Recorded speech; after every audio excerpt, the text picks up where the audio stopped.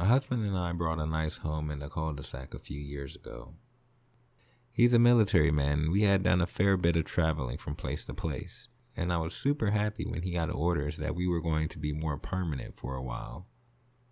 He was going to be retiring in less than 7 years, so we decided to buy a home in a nice suburb outside Alexandria, VA. I worked an IT job from home and raised our 2 children.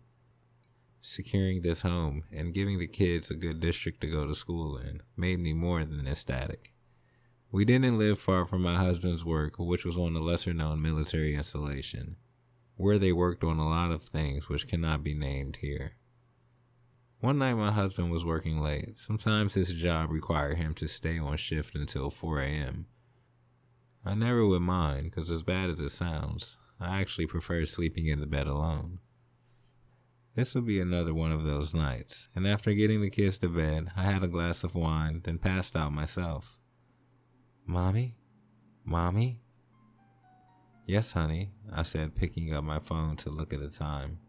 It was 2:30 a.m. "I can't sleep," she said. "Somebody keeps shining lights in my window." I look over to my window. It was very bright out to be 2:30 a.m. I had blackout curtains, and you can see the light illuminating through every spot it could penetrate. I was extremely confused and curious to what could be causing this kind of light. Maybe something went down with one of the neighbors, and the police or the firemen were out front. I was making all these rationalizations as I walked towards my curtains, not knowing what would be in store for me when I pulled them back and peeked my head out. I still get chills and reminisce about what I saw to this day. When I looked out of my bedroom window, from the clouds in the sky above our home to the ground around the whole cul-de-sac was lit up. And not like a helicopter was above us with a spotlight on. It was literally daylight outside, but only in our court. Our bedrooms being upstairs, when I looked out over the neighbors' houses, it was very dark, how one would expect it to be at 2-something in the morning. A deep droning hum could be heard, or better yet felt, deep to the pit of my stomach. It seemed as if a tremor was going off miles under the earth and it was going to split everything apart. Panicked, I looked around at the other homes on my street. Someone else had to be seeing this too.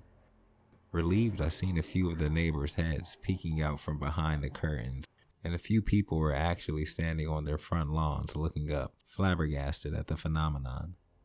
"Where's your little brother?" I asked. "I don't know," she said. When I woke up, I came right in here. I ran out of my room telling her to stay put as I went to go retrieve my son. As I ran down the hallway, weird geometric shapes were being casted onto the walls from the light that made it through the curtains. "Noah!" I yelled as I bust into his room. "Noah!" I yelled again as I ran over to his bed, tossing back his covers. Mind you, he did not have any blinds or curtains on his window, so every inch of ceiling, floor, and walls was covered with different weird shapes and writings, swirling around the walls enough to make someone very dizzy. I grabbed my son and got him out of the bed. He was a heavy sleeper, so I basically had to carry him back to my room where my daughter was sitting on the bed, staring towards the window. I grabbed my phone and tried to dial my husband, but it would not work. Looking at the signal bar, I had 0 service. That droning noise all the while growing louder and louder. I pulled back my bedroom curtains to maybe see an update on the situation, but what I seen was far from the update I was looking for. Those brave souls that decided to step out on their lawn were now laying face first, scattered about the cul-de-sac. And all the faces that I seen peeking out the window were now non-existent. What the hell was going on here? The geometric patterns and shapes were projected all over everything outside, from the roads to the sidewalks to the unconscious people that covered them. Something was horribly wrong, for I could not fight the overwhelming sense of fear and dread that was beginning to paralyze me. I looked up to the sky for the source of this mysterious, otherworldly light, and at last I seen it. A giant orange-shaped craft hovering over our homes, letting off blinding, almost pure white light that could only be compared to the rays that our sun gives off. I looked away quickly, feeling myself starting to go blind, staring directly into it. All the electricity from our home seemed to be diverted to the UFO. As it made its descent and got closer to the ground, the brighter the light it gave off. Plus the hum of the AC and all the other appliances were silenced, along with the porch lights of all the neighbors.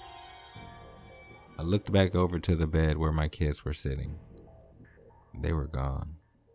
Terror came over me like I had never felt as I ran through my house screaming for them, hoping their disappearance didn't have anything to do with that light. They were nowhere to be found. Standing in the entrance foyer to our house with tears coming down my face, I slowly walked towards the front door, which was still locked, but where else could they be? I slowly opened the door, hand over my eyes, as I stepped off my porch towards the two light crafts which hovered just feet over the ground. The hum that they were emitting at this distance was enough to vibrate your bones and organs, giving you the feeling of death internally. I slowly walked towards the craft until it dragged me to the ground, making me bow before it, face flat on the ground like those I had seen outside my window just minutes before. With all my might, I tried to stand back up. I had to find my kids. Also, I was trying to fight off the feeling of going into a deep sleep, but it was taking over me, and unfortunately, I was not successful either. Honey, wake up. I slowly opened my eyes, with my husband's face coming into focus. I was cold and wet and shaking uncontrollably. He helped me sit up as I looked around the court. No one was outside anymore. Everything started to rush to my mind. The kids, I yelled. Those things took the kids. He looked at me with tears in his eyes and said, "What kids?"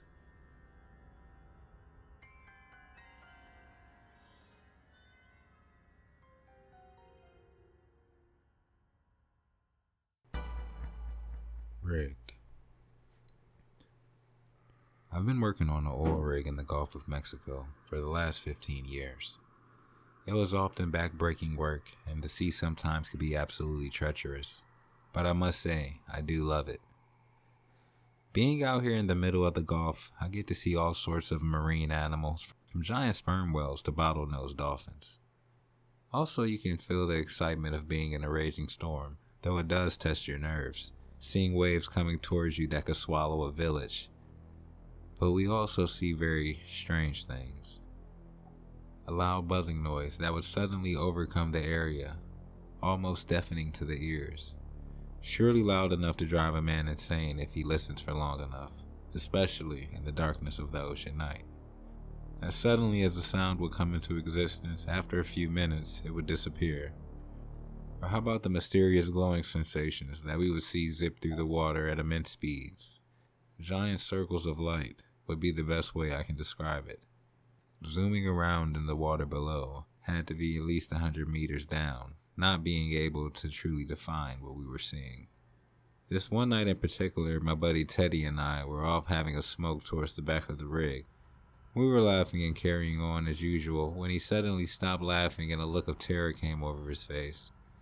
I looked in the direction that he was staring in, and I could not help but to see it too. The bright orbs of light that I spoke of earlier were back, but this time it was different. It seemed to be way bigger, way brighter than it had ever been before. "What in the hell is that?"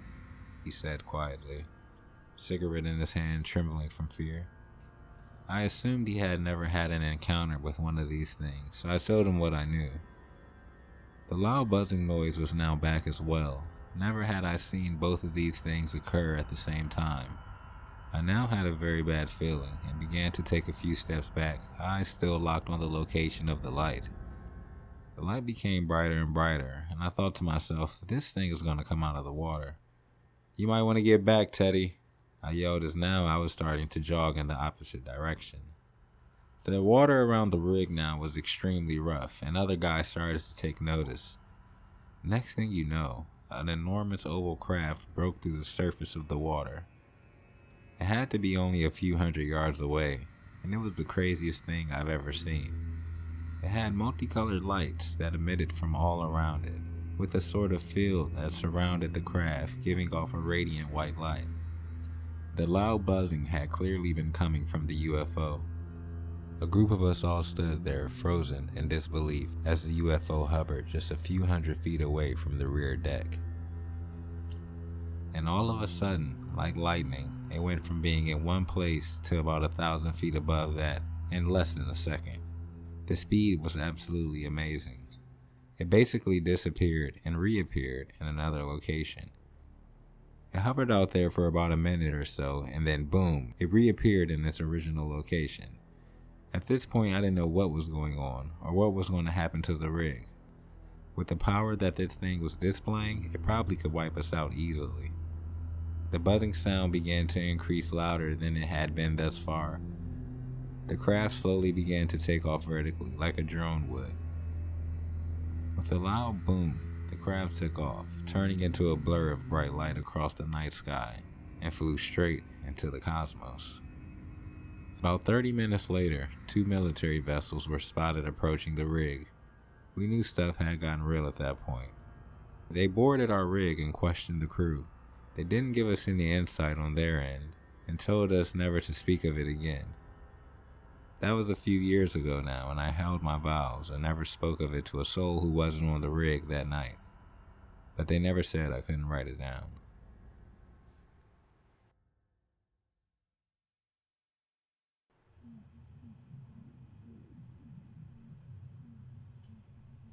Never had I been one to believe in things like aliens and UFOs. I didn't consider myself to be the skeptic type when it came to those topics, and leaned more towards taking things at face value. If I couldn't touch it or experience it in that aspect, I could not put my faith in it. Now, one thing that I could get behind was my adult soccer team that I played on a couple nights a week. We were doing great that year, and we would be heading to the playoff series. I lived in a suburban town with not much to do outside of the local bar scene, which to me had been played out many years ago. My local gym that I worked out at had flyers up for joining an adult soccer league, so after calling a few old friends that lived nearby, we all decided to join together. Now this was our 3rd consecutive year playing together, and our first time entering the playoff series. The first game would be held about 45 minutes away in a great indoor soccer complex. I had seen this place on the local news after they first built it, and we were super pumped to play there. Saturday night would be our first game. I had to work that day, so I told my buddies I would meet up with them at the facility because I would have to drive there right from work. When my workday came to an end, I got changed in my office and headed to the field. I arrived and the gang was all there. We would go on to play a great game that night, beating our opponents 7-2. After talking some crap to the other teams, we all headed out to the parking lot to hop in our cars and go home. My job was a decent bit closer to this place than my house was, so I had a pretty solid drive ahead of me. It was about 9:15 at this point, and I was hoping I could make it home by 10.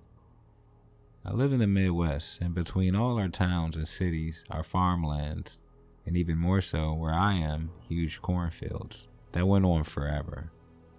A long, boring drive to say the least. Plus, I was exhausted from a long work day and playing a full soccer game. Zoned out listening to a podcast, I noticed a single bright beam of light coming up behind me. Not thinking much of it, assuming it to be a motorcyclist. I focused back on the road, excited to almost be at my house. The light in my rear view was now blinding me. The same one that I noticed just seconds ago, hundreds of feet back, was now just a couple feet from the back of my vehicle. The weird thing was that you could not see a bike or any sort of vehicle that this light was attached to. I slowed down and moved over as far as I could to let whatever that was behind me pass. Only when I did that, the light moved over with me, so that it was still right behind me. At this point, I'm fully freaked out. The turnoff to my house was about 3 more miles down this long dark road, so I would have to punch the gas and try to lose this thing. I looked down at my speedometer, and I was going about 100 miles per hour, and that's in a 40. Not to mention that light was still on my ass. My turn was coming up fast, but I was too scared to slow down because of what was behind me. All of a sudden, that light went from being right behind me to above my car to being right in front of me. Still keeping its speed, only now I can see what it was. A silver metallic pod flew just feet in front of my vehicle. There were no wheels or anything to hold it up, yet it perfectly levitated right in front of my car at the exact speed to maintain its position. To best describe it, it just looked like an egg-like metallic thing the size of a Mini Cooper. I know it sounds strange, but that's the only way I can describe it. The light that it was emitting seemed to have dimmed slightly while it was in front of me. After about 30 seconds of the UFO just sitting there, it lit back up to the brightness it was when I first noticed it behind me, then fully accelerated hard right into the cornfields. I didn't even turn my head and try to see where it went after it took off from in front of my vehicle. My turn soon came up and I pulled into my driveway. I sat in my car for about an hour, trying to go over what I just saw. None of it made any sense. Could that have been a UFO, I thought? After finally getting out of the car, I went in the house and got a shower. Every car light that passed by my window gave me terrible anxiety for weeks, thinking that thing had came back for me. We didn't go on to win the cup that year, and I never drove down that road again. Spooky Moose here. I'd like to thank you all for listening tonight, and we'll have more stories coming for you soon. Please like, subscribe, and share. Thank you.